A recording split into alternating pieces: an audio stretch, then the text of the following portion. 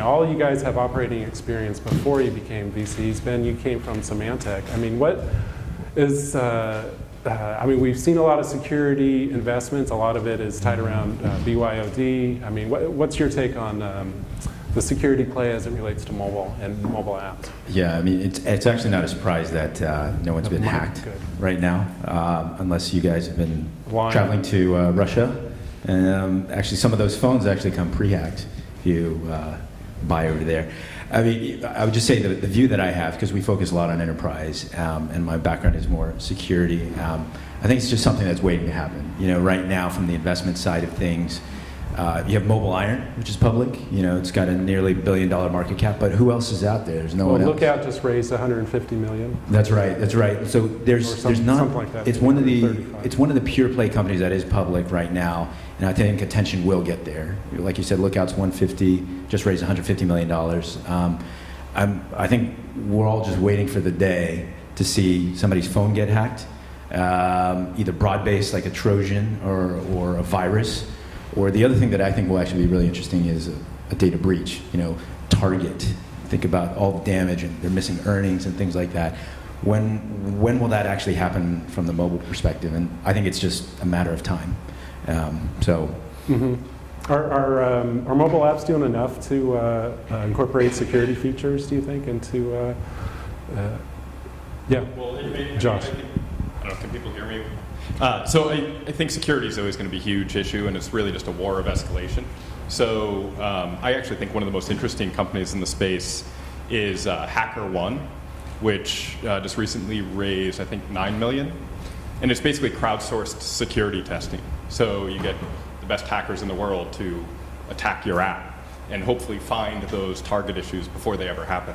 And I think those things will just continue to thrive because it's a constant issue. Well, when you guys look at apps and potential investments, is part of the due diligence to look at the security feature, if they have just the basic, or if they, have an unusual? Why are you laughing? Not at the stage we invest. It's too early. Okay, too early. It would be shocking, actually, if they've done a lot on security. I see. I think that comes a little later. So we invest at the same stage, and which is the Series A stage, like smaller check sizes. We're definitely not really thinking about security to a great extent unless it deals with mobile health, in which case that security is a top priority. And interestingly enough, we see a bunch of Internet of Things type of companies, and there are some companies popping up that are focusing on the security of the Internet of Things, which was the topic of discussion earlier today.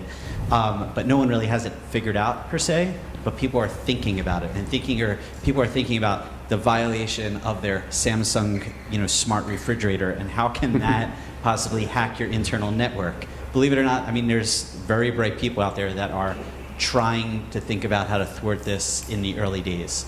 No one's really figured it out per se. Charles. Yeah, I'll take a slightly different perspective. Please. I think there's a lot of discussion about how secure is mobile, but then there's the question of how can mobile be an enabler for the general security of systems at large. And if you think about the very sensitive topics, so things like credit card data or health information data, and kind of a lot of user-specific data for important things that are potentially breached. Mobile is also something that can help increase the security of these things, because a lot of the financial systems and a lot of kind of like enterprise record systems are not necessarily mobile specific. It's a set of data that's either on-premise or in the cloud and needs to be accessed from a variety of sources. And if you look at a lot of very current topics in security, things like identity management and user authentication and strong authentication, mobile tends to be like a real step function enabler of those things. So for those of you who have systems where you have accounts that have multi-factor authentication, you might have a password, something that which is one factor, and then you might have you might get a text message for a PIN code to log onto through your phone because it's something that you have and that's two factors. But really, mobile enables so many more things than that. I honestly believe that within 5 to 10 years that passwords will disappear because of the new dimensions of factors that can be enabled by mobile. So, the new iOS phones have a biometric device on it. They can recognize thumbprints. Also, with the development in software for facial recognition technology, and even iris and eye recognition technology. Those are all things that can be facilitated through the front-facing camera on a smartphone. So to the extent that, mobile presents new challenges for security, and that, there's a question, are apps secure? Similarly, there are a lot of benefits as well. So I think, there are a lot of, very important systems that can be made more secure specifically through mobile applications. Related to security, how many people here use like a password box or related app to keep their passwords? I see one person. How many people just have password as their password? Okay, it's not uncommon. Oh yeah, that's the other popular one. Were we going to have a slide or? We go to the slide, what are we on, 5? I think back or forward. There was a graph of M&A. One more, keep going. I think it's the next one or two. Keep going, keep going. Keep going. This one I was think, good. Do we want to? this is investments. Yeah, next one, M&A. My one quick comment on this was, yes, the observation is that there's a lot of M&A activity, and I don't know all the data that powers this, but this is the data behind the slide, but I think there is a lot of smaller M&A activity in mobile, and it's around minor improvements in mobile UI, mobile design, and these are great teams, phenomenal design teams that have really reinvented the way mobile interface works, and they're getting snatched up as part of the bigger picture at a lot of larger companies. So I don't know how big these acquisitions are. Yeah, let's keep it here for a moment. I'd love to talk about M&A activity. We could see that messaging takes up half this pie. I mean, there's WhatsApp. After the WhatsApp deal, I looked at our own database to kind of see what apps there were, and there were a lot of texting apps. I mean, there was CoTap, which is an enterprise-related texting app. There's TangoMe, which just had a huge funding. There's Kik, which I think may have gotten funding recently. But apart from that messaging side, there's a lot of activity. I mean, where are you guys? Does that coincide with? I mean, even food and drink and games is pretty big, but everything in that category seems sizable to me. Am I reading that right? Well, look, messaging is the #1 use of your mobile phone. Okay. So probably everyone here during this event has been messaging first and foremost, texting or emailing, and that is a primary function of your phone. So of course, there will be constant competition for the company to own that space. And that's part of Facebook, a big part of Facebook's move. Josh? One of the things that we really look for is basically frequency of usage. And that's kind of implying the same thing Jeff is saying, is messaging is the thing you use 100 times a day. And one of the reasons Uber is so successful is because people use it like 4 times a day. You take one there, you take one back. So I think those are the categories that get the most M&A type activity. Do you guys think Uber's a mobile company? Is that a mobile app? Uber is a brilliant logistics company. Okay. I mean, last time I checked, the mobile team at Uber, and this is maybe 8 months ago, was I think 6 people. But really, their real team is the back end. Their engineering team that is building this real-time dispatch system. And I think the ultimate implementation of Uber is via mobile in real time. I mean, this is what mobile does. It helps facilitate that type of interaction. But I think they're way larger than just a mobile company. Yeah, I would agree with that. And really, the issue is looking at the world through the lens of, is something a mobile-first company or mobile as a channel company, is really kind of a very shallow way of looking at technology. There are probably 2 really important meta trends that drive how the 4 of us think about investing. One is that for computing in general, the back end for most systems are moving to the cloud, right? Previously, most kind of back ends that powered any type of online business or digital business were on premise. And the second thing is that the front end is getting disaggregated. Mobile is the first channel that's really taken off beyond kind of desktop and a PC. But you see all these other things down the line, like wearables or connected devices, the Internet of Things, or even kind of having smart, automobiles. And these are all areas that will touch cloud-based backend systems. And so, to the point that, Uber is a transportation networking company or a cloud-based Platform. logistics company. It just happens that, the mobile app is the primary kind of front end that people interact with. But I think the second trend that's really important when you look at investments is that, the proliferation of smartphones, it's really kind of the proliferation of infrastructure, right? So, living in a world where there are 2 billion smartphones today and there were, let's see, less than 50 million in the world in 2009, I view that as very similar to the expansion of the electrical grid and the electrification of the country 100 years ago, or Eisenhower building the freeway network 70 years ago. Really, what we're seeing is kind of the rollout of mass infrastructure of a new kind, and then all these businesses like Uber or whatever that you can come up with are looking for ways to exploit that. On his point, I think yes, it is a new infrastructure, and the real-time connectedness of all of us. That is part of, the theme of this panel is like, where is the money going? And I'm sure a very common investment thesis amongst all of us is, how do you leverage this new infrastructure to build really intelligent mobile services, not apps? I don't personally look at apps so much anymore as I do services. And I consider Uber a service, obviously. And I very much like to look at how are we all interconnected with these mobile devices, and how is either knowledge or logistical information being shared, or context, because to me that's the next generation of mobile, kind of this shared, whether it be hyperlocal knowledge or whatnot. So it's just part of that investment thesis and where I focus. One more M&A question. Ben, I've talked to you before about acquisitions. A year ago, I don't think we could have predicted WhatsApp would go, was it 16? 19, thank you. Do you see any more outsized acquisitions like that? I wish I could break some rumors for you here. Yeah. These are all speculation at Looking this for a point. scoop. I think we focus a lot on the enterprise side, but I would just say, I think Charles says it really well, is, the move to mobile is just like a proliferation of new things. When, a lot of the companies we invest in have global aspirations, and you can see that the world is getting flatter. Even on the enterprise side, you're getting cloud, which allows you to install software without bringing in IT.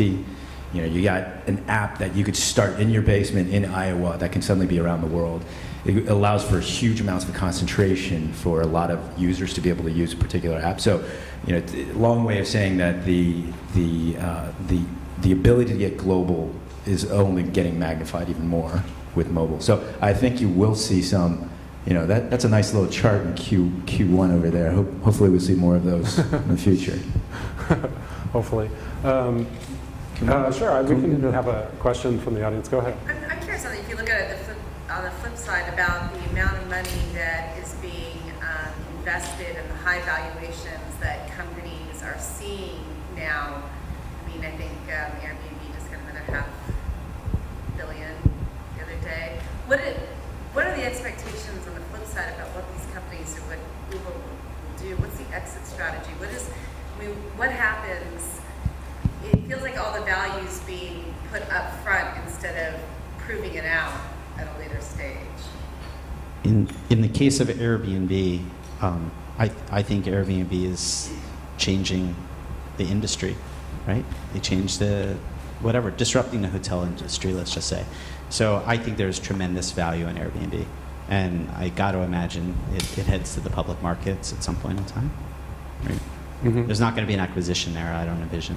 Most acquisitions, I think the average is probably 150 to 200 million, and there's a lot of smaller acqui-hires. WhatsApp is, and all these other high-valued companies are kind of on the outliers. But go ahead, Josh. Yeah, no, I think to your point about the high valuations, I think with mobile and the way app stores work, right? The sort of rich get richer, and it is more of a winner-take-all atmosphere than I think we had 5 years ago. So from a large perspective, I think it makes sense, right? Uber and Airbnb are going public, and they will be around forever, right? They have no desire to exit. So Spotify too? don't know about Spotify. Pinterest. I mean, Let's that's do- I guess what I'm saying. let's do is a lot lightning of round, these are- sure. I mean, Pinterest is an app-based company. Yeah. And it has, I mean, no revenue, a little bit here and there. Yeah, it's mobile commerce. Still, I don't know, there's a lot of money going in on the upfront for a lot of these companies right now. Yeah, and you asked a couple of questions, and I think a lot of them have to do with market structure. I mean, the reality is that some of the companies you named, 15 years ago, they were public already, right? Companies are Probably. staying private much longer, and based on a lot of regulatory changes in the last decades, particularly Sarbanes-Oxley, it's much harder to become a public company now. The public company reporting requirements are higher. The market has higher expectations with respect to revenue and kind of sustainability, cost of capital for these companies. So, to a certain extent, the reasons why private valuations are so high and why they're raising such obscene amounts of money, is might be a function of mobile, but a large part of it is also just the market structure has changed. I wanted to advance another slide, sure, if please. possible. It was a quad grid with some dots. This one was interesting, but there was another one With a a bunch few more down dots. where where sort of this is so where's no, not the game part. Apps as a service. Yeah, I think this is this very much describes where there are some really good opportunities. I'm looking in the top right quadrant here, like medical, for sure. There's a lot of room in the mobile health space. Now, does A lot that of include information. health and fitness? That's Yeah. a separate. Oh, I see it actually, a separate dot for health and fitness. Never mind. Education, reinventing education with sort of a mobile first sort of focus. And there's one other something. I see opportunity still in social networking. There's tremendous opportunity there, although it's not in that quadrant. Okay, well, jumping off of this, what excites you guys? What vertical on this slide really gets your engine revving? All of them. All of them. I mean, to be more specific, Yeah. To the earlier point that mobile and smartphones are really a new type of infrastructure, you ask yourselves, what is it that this infrastructure enables, right? To go back to the analogs when the highway network was put in, that fundamentally changed the way that transportation and logistics was done in this country. And so with mobile, if everybody has, a computer on their person, that allows you to digitize a lot of transactions and processes that were previously analog, that were too expensive or too cumbersome to digitize previously. So I think that, to say it in a very simplistic way, anything that you engage in transactionally in your life that still requires pieces of paper is an exciting opportunity, right? So that could be, getting prescription filled from your physician or primary care provider, right? This is still something you have to go to a physician and get a piece of paper and then take it to a pharmacy for the most part, or at least have them call it in. That is a huge opportunity to digitize what you can do because you have mobile computing. Even things like buying lottery tickets, right?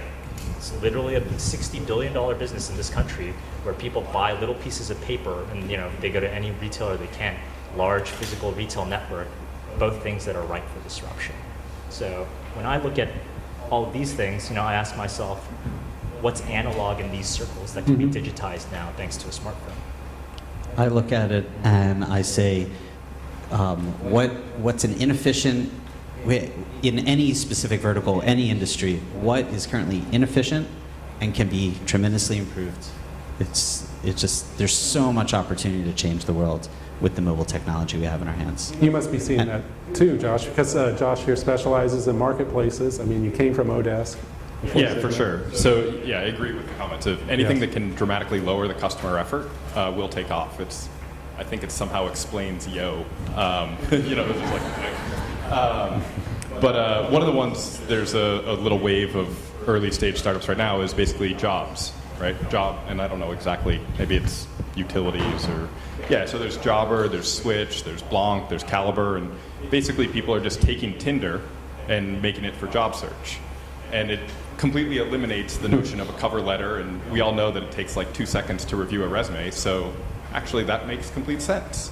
And so what people are doing is getting hundreds of candidates very quickly, and it completely changes how people are thinking about job search. And I think it, basically every industry that can go to mobile will go to mobile. It's really inevitable. So What was the job app that you mentioned? there's several. Jobber, Jobr, and Switch app are the two ones I know the best. It sounds like you know the space. Which one are you about to invest in? No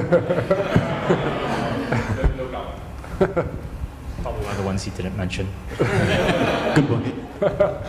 Funny how you guys think. Well, I Ben? mean, just one other comment as well. I mean, I think it agrees with a lot of what's being said here, but we look, particularly when we focus on non-gaming, non-ad tech type of mobile investments. One company that's gotten a lot of high profile, loaded up on a lot of money is ServiceMax, and it's that exact same thing. 10 years ago, when you're in the trucking industry and you need to check off that you actually delivered some goods, you would do it on a piece of paper. You have 2 months of lag in terms of visibility. Or, Comcast, Xfinity, actually installing something in your house. Before, you had to do a piece of paper that gets delivered, scanned in. There's all these different errors in there, and finally, they only know 2 weeks later that you actually have cable. Well, now with ServiceMax, they, as boring as it sounds, they're using tablets now to be able to enable clear delivery of services out in the field, and also, that helps in a lot of different benefits, whether it's on the sales side, the service side. But I think that the most boring part, I would actually say, but it's actually very impactful, is the treasury side. So you're talking about companies that are dealing with millions of dollars of transactions a day. Knowing that visibility helps them make a better decision. And do I put get more treasuries on my balance sheet or not?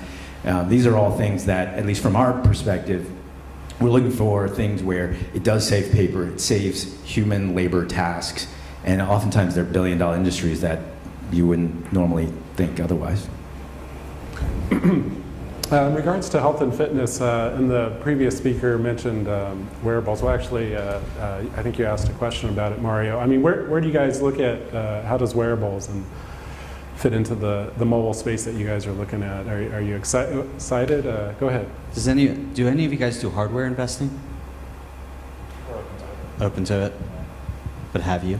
I am interested in that. I've done some storage, which Actually, is well, our fund was a different type of hardware, but we were the first investor in Sonos, so we do Cool. have hardware investing. Awesome. We don't currently have any hardware investments. Not to say that we wouldn't, but I think wearables becomes very commoditized very quickly from the hardware perspective. However, I think there's sort of that, I don't know, we can call it a middleware layer, where just knowledge and data exchange between all your wearables, between your healthcare providers and your wearables and all that data will eventually become unlocked and shared amongst, devices and doctors and whatnot. So that's an interesting area from the wearables perspective, but not the actual hardware for me. Does anyone have a wearable? Anyone? Oh, Sure. Oh. I think there's a question over here. Well, and also a wearable too, but. Oh, okay. Sure, yeah. Kind of switching gears, I guess. Is there any subcategory that you think is kind of saturated right now and kind of that you don't want to touch? Transportation. Stay away from transportation I think deals. the dating category too Oh, dating. is a little, Yeah. busy. So. A little busy. Busy. I mean, Zoosk go about to go public, and there's the Tinder app. I'm sorry, I'm married. I don't know the space. Wink, wink. But I mean, are there a lot of dating apps? I really don't know. There's like a new one every day. Oh, okay. I mean, Ben. and I don't know how I feel upset any of the audience members here, but I think ad tech, just in general, I mean, it's the view that we have. We're investors in Brightroll. They have they're mostly online, but some on mobile. But the barriers to entry into ad tech were much higher 10 years ago. The tech side was much harder, and it was a scale-based game.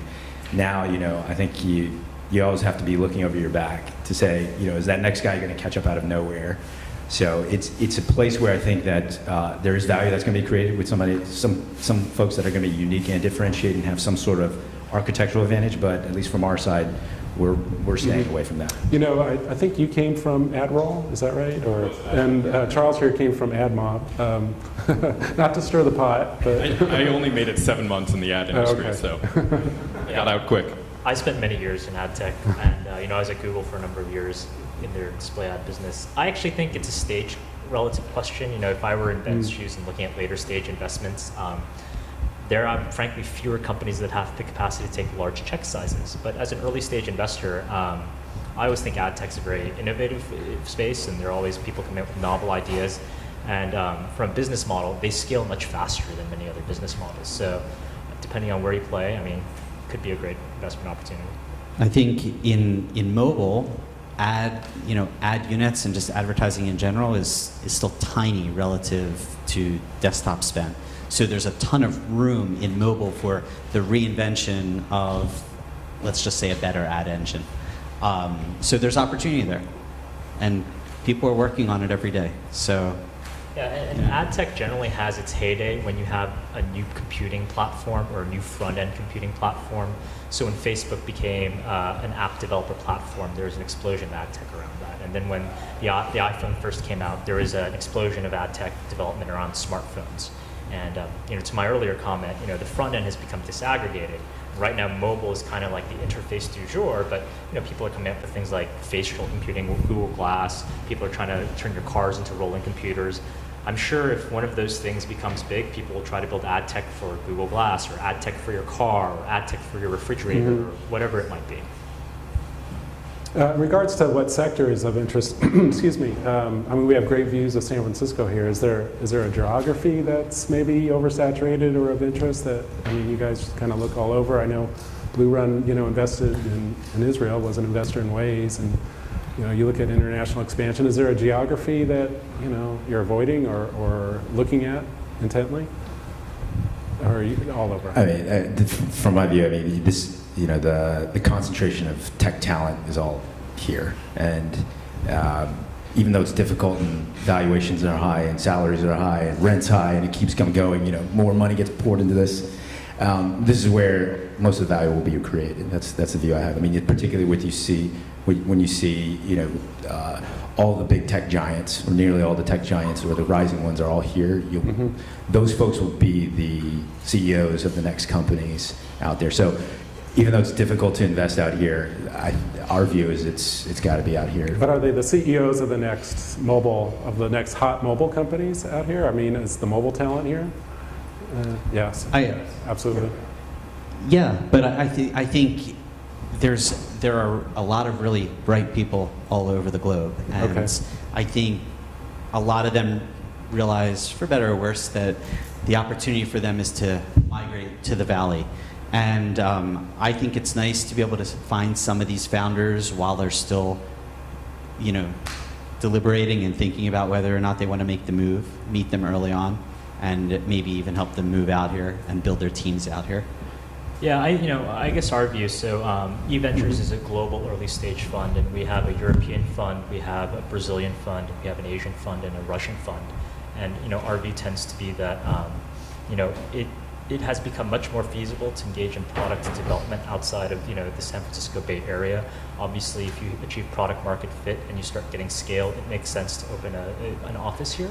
But when we look in our own portfolio, we've had tremendous success with companies that are both outside of the country. One mobile company in our portfolio is App Annie. I'm sure many of you are familiar with it. They are a Chinese company. Even some of our non-mobile companies, we were the first investors in Angie's List, which is a public company today, and that team is out of Indianapolis. My most recent investment is a company called House Call. It's a mobile local services provider based out of San Diego, and that team came out of Qualcomm. And people forget, there's a gigantic tech company in San Diego that actually has a lot of talent. So I take a slightly different view. Maybe my view is also kind of tied to the stage I invest at. We just kind of seed in Series A. Again, if I were a later stage investor, there are probably more higher quality opportunities here in the Bay Area. But I think, even just looking at mobile, there are a lot of amazing companies that have been built in the last 5-10 years outside of San Francisco and outside of the United States. Spotify is a great example. King Digital is a great example. Waze is a great example, Israeli company. So I take a slightly different view on that. What about demographic? I noticed the photo dot, and I was thinking of Snapchat. How many people here use Snapchat, by the way? I'll raise my hand. Very few. I'm thinking like teens. Are there categories that you're looking at that would just be of interest? My own son, laughs at me because I'm on Facebook. Darn teenager, I guess, is going to do what he wants. But is there a demographic? Are you guys looking at like the next hot teen category? We were kind of discussing this over lunch, and I think maybe the views were split over lunch. But you take a streaming service like a Spotify. I think you're more inclined to have the millennial sort of generation embracing that, mainly because they believe in more of that sharing economy, not owning anything type economy, and they would rather just rent music from the system, and even if it's a limited playlist size, whatever. So I think sort of the younger generation is more quick to adopt mobile services. They're also probably even more fickle, and if they're going to come and go really quick.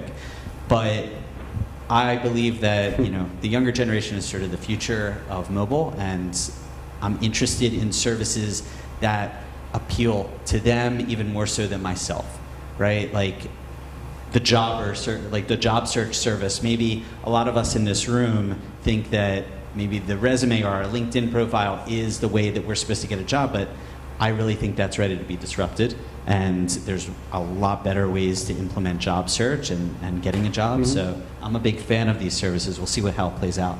They're early adopters, and yeah, I think the early adopters of those services are a younger generation, and that's what matters to me. What about the flip side, though? Their parents, the aging people, the aging population is exploding. Yes, there's a big opportunity there too. Do you want to say? Well, I actually think one of the next big service marketplaces is going to be in-home elder care. Nobody's done it well. It's an $84 billion industry, and it's just clear that you can make a much better service. And then, in that case, the elder parent may not be on mobile, but the millennial kid, whoever's taking care of them and paying the bills is dealing with it through mobile. Yeah. So then instead of a dog vacay, elder vacay? Okay, got it. So does somebody have one of those marketplaces? Oh my gosh, I think we just had. You may have already invested in one. Okay. Are there any other questions? Were there? Yes. See messaging evolve in the next 24 months into either Cavallo or WhatsApp player, WhatsApp, chat, region. What do you think about So- certain players like Fiverr and how those guys? How's it evolve? So the question is, what's happening with messaging? What's the next step? I think there will always be a cultural divide. I think certain apps will appeal to certain cultures in better ways than other apps. Maybe because of the nuances of the graphic design, the type of emoticons that can be shared amongst the users. But I think ultimately that keeps rolling up and consolidating. Whether it's Facebook eating up these companies because of global domination or whatever it may be. But I do think there will be unique messaging apps that proliferate in small subcultures and dominate. I have a similar view, maybe slightly different nuances. I think that every messaging medium has its own kind of demographic cohort that's most relevant. They might fall along or organize along cultural lines.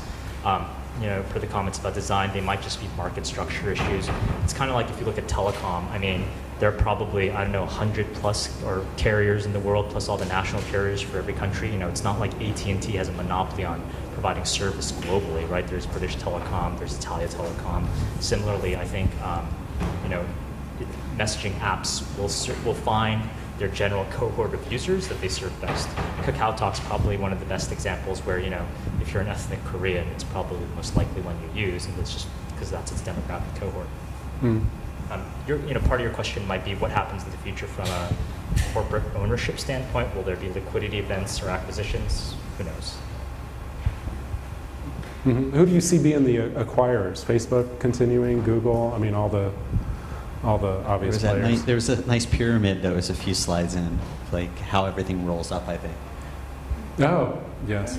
There you go. How Might everything move rolls some of up. those in and out, but yeah. Apple, Samsung, Yeah. yeah, all the big players on top. Totally speculate on some of the acquisition.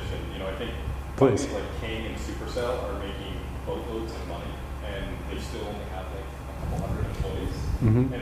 And we don't need to go back to it, but you could see, something like 48% of the revenue was in games, but that was only, I think, 5% of the acquisitions.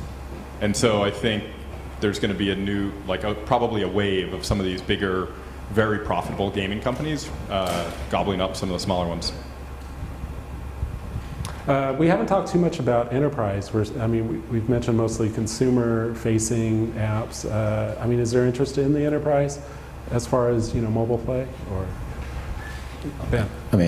From our side, I think that it's pretty interesting. I think it's a wave that happens slower just because the mobile adoption is slow in the enterprise.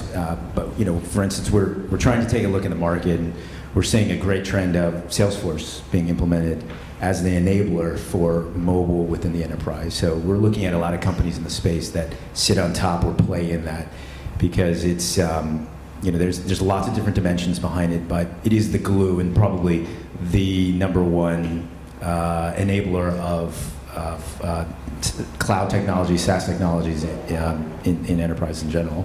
I think there's a company, Tiger Text, which I think everyone's probably aware of, which is An enterprise texting app. Yeah. Exactly, it's enterprise texting. They've gotten great traction in healthcare. So is Doximity.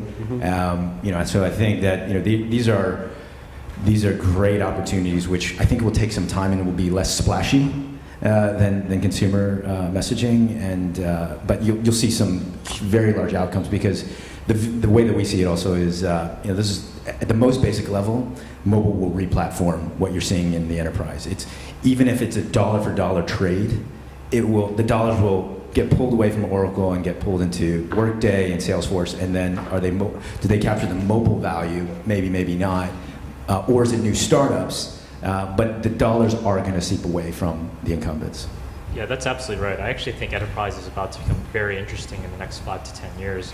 Going back to the infrastructure theme, now that everyone has a phone, enterprises need to adapt to how their end users and customers want to interact with them, right? So if you're a major financial institution, you're increasingly becoming less concerned about your ATM network and your physical bank branches as to what does your mobile app look like, right? And this is just a large secular change that the global Fortune 2000s have to respond to. I was talking with somebody earlier, and they were saying, yeah, they're texting with their colleagues right now at this event, and they weren't emailing, but they were texting. And it's just, again, it's the messaging, to address your question, is a huge question in enterprise. There's a lot of people like Tiger Text or whatnot making a play for it, but again, younger generation doesn't care about email. And email to them is just this dead, bloated, really slow-moving communication medium, and they would much prefer to text. And also, they don't have a problem casually texting with peers, colleagues that they work with, and we need to think about that. We need to look at where that's all headed. And the companies that are working on really powerful texting solutions for the enterprise, they're going to make a difference. We can keep going. Are there any questions? I like a lively audience. You guys have been great so far. You noticed on this slide Yes. that there were no carriers and Okay. and no car companies. And know what? Car companies. Car companies and carriers. Okay. But these are acquirers, right? These are the value chain of The companies that do the consolidation. The Yes. sharks are at the top, and then if you get the weaker species. Well, it's all these guys at the top they're trying to dominate, for the most part, the mobile landscape. And Google and Apple, Samsung, right? That's where it's all headed. It's all about mobile. Mm-hmm. Now, what about the ultimate mobile, the car? Are you guys interested? Oh, Charles, go ahead. SoftBank Go. is a carrier if you actually look at the chart. I agree, it's a good comment, because I think they are great They are on potential top. acquirers, especially of communications. Comcast is up there, and Yeah. more. Yeah. There's some broad. think SoftBank?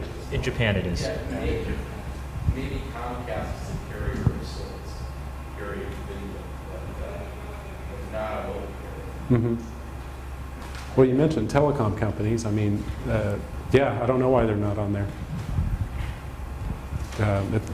It's driving me crazy looking at it. It's like a old highlights kind of, find the missing, find the one that's not like the other or Well, something. to the point about kind of a lot of non-digital companies, like kind of Yeah. the global Fortune 2000 companies having to respond to this infrastructure change, I actually think acquirers can come from anywhere. And you've seen some evidence of it. Home Depot purchased Red Beacon a couple of years ago, right? Red Beacon was a potential mobile disruption for Home Depot's business. And although not a mobile company per se, Trunk Club was just acquired by Nordstrom, right? Very classic brick and mortar business. Department store business is realizing that as commerce moves digitally, that they need to respond. So, if you look at this chart, you could think of it as any large publicly listed company as a potential acquirer in the future, because so many of the innovations in mobile are very vertical specific.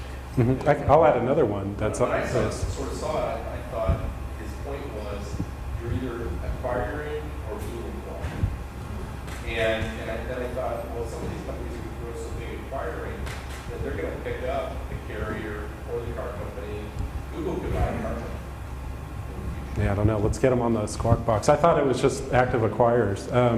One also not on here is fintech companies. I don't see any banks or financial institutions, and we've seen them kind of active. I don't know if any guys here are looking at payments or mobile plays related to fintech or underbanked or anything like that. Are you guys, or find that interesting? Yeah, we've taken a look. We haven't made any investments in the space. I think that the landscape is changing, and I forget who said, but now money is just data. Now this is data being recorded. Excluding Bitcoin, but you're literally at a point where there's going to be a disruption in the market. I think that's a whole other discussion on its own. But there are going to be enablers that will take this on, and it is interesting to see Amazon kind of move into Square's space. We'll see what that impact will actually be, but the guns are out. Mm-hmm. Yeah, Square was on another chart of his of high-valued mobile companies. Oh, is it? Oh, I see it. Value. Sure He's thing. making a statement. So in other countries, the underbanked, again, mobile handsets, mobile is in their hands. And for people that cash isn't necessarily readily available, there's opportunities on mobile to kind of address those world economies. And also, yeah, that's it. That's all I Okay. have on that. Okay, Charles. My favorite theme, infrastructure, right? If you look at fintech, I actually think there's a lot of interesting opportunities. Square really took off, or got scale because it was able to reach a new class of customer, small to medium-sized businesses that were previously too expensive to acquire and to develop product for. If you were a fintech or a merchant insights or kind of a financially oriented company, but now, I think you see a lot of development of products, so whether they're kind of analytics products or payments products that are trying to go after mom and pop retailers because, building products for them and acquiring them as customers has become feasible because of cloud-based systems and, very cheap mobile computing. And so it is an interesting space. And as those systems get built, there are a lot of potential acquirers for whether they're... Okay. Yeah, this is slightly outside of the mobile realm, but it's within fintech. I think one of the really cool things that's happening is people are trying to compete with banks now in terms of very specific types of loans. So, there's Funding Circle, there was Cabbage, and they're basically just smart, operators that are figuring out better ways to underwrite based on all the data that's available. And banks have just been incredibly slow. They haven't adopted any of all the cool data that we have now. So they're getting disrupted. We're going to hear more, I think, about that with Lending Club, perhaps going public and on deck, registered already to launch an IPO. Winding down here, I feel like I've learned a lot.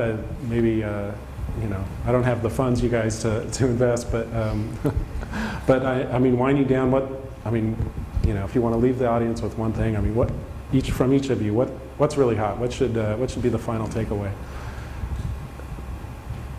Yeah. Yeah. Should I soften that question? What? Well, I'll just say, the thing that we look for the most, Yes. We look across tons of different verticals, tons of different plays, but the thing that we must have is just ultra high engagement. Because, Tim showed that chart where it sort of spiked and then fell off.